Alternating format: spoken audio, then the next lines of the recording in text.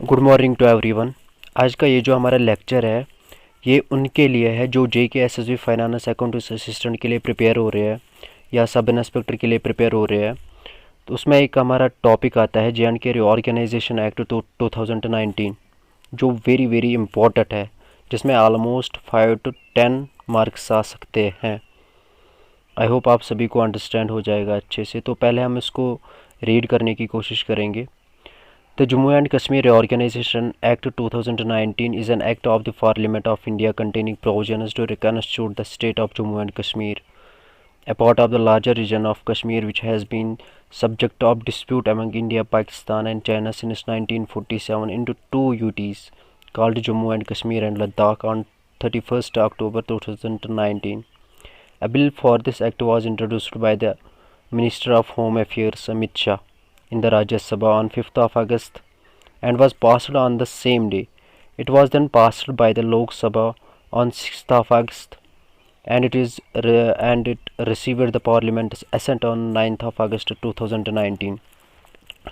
जो JNK reorganisation act है, पहले हम ये जानने की कोशिश करेंगे कि ये अथॉरिटी किनके पास होती है चेंज करने की। जो JNK स्टेट है इसको यूटीज़ में कन्वर्ट करने के लिए किसके पास अथॉरिटी होती है? तो वो अथॉरिटी होती है पार्लियामेंट के पास। जो पार्लियामेंट ऑफ इंडिया है उसी के पास अथॉरिटी होती है और उसी में प्रोविजंस है हिस्ट्री JNK को रिकॉन्स्टिट्यूट करने के लिए, रीऑर्गेनाइज करने के लिए यूटीज़ में। ठीक है।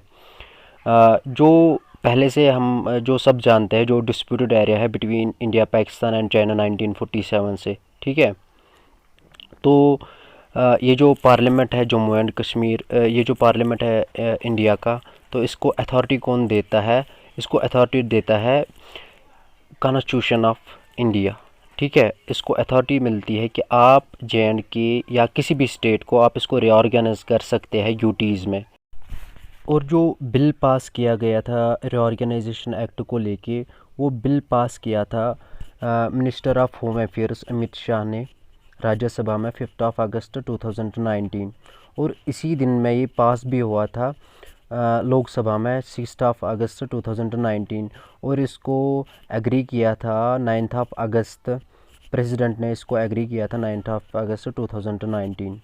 तो इसको लेके यहाँ से एक क्वेश्चन बन सकता है, वो ऐसी कौन सी अथॉरिटी बॉडी है या लॉ मेकिंग बॉडी है जिसके पास ये अथॉरिटी होती है एक स्टेट को यूटीज़ में कन्वर्ट करने के लिए?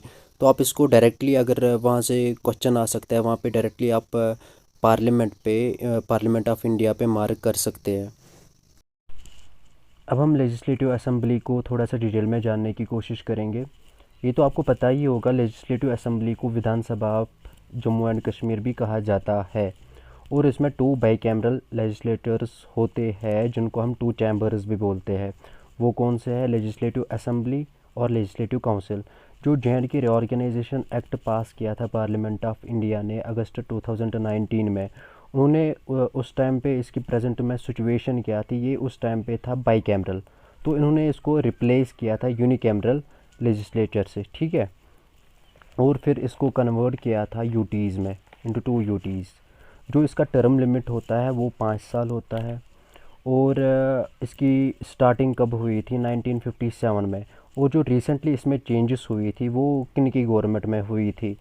वो उस टाइम पे लेफ्टिनेंट गवर्नर था मनोज सिन्हा साहब। इसको थोड़ा सा डिटेल में रीड करने की कोशिश करेंगे। The bill provides for a legislative assembly for the union territory of JNK। The total number of seats in the assembly will be 107. Of these, 24 seats will remain vacant on account of certain areas of Jammu and Kashmir being under the occupation of Pakistan. Further seats will be reserved for the assembly for scheduled castes and scheduled tribes in proportion to their population in the Union Territory of J&K. In addition, the Lieutenant Governor may nominate 2 members to the Legislative Assembly to give representation to women if they are not adequately represented. The assembly will have a term of 5 years and the lieutenant governor must summon the assembly at least once in 6 months. The legislative assembly may make laws for the part of the UTs of Jammu and Kashmir. Any matters specified in the state list of the constitution except police and public order, and any matter in the concurrent list applicable to the union territories. Further, parliament will have the power to make laws in relation to any matter for the UTs of Jammu and Kashmir.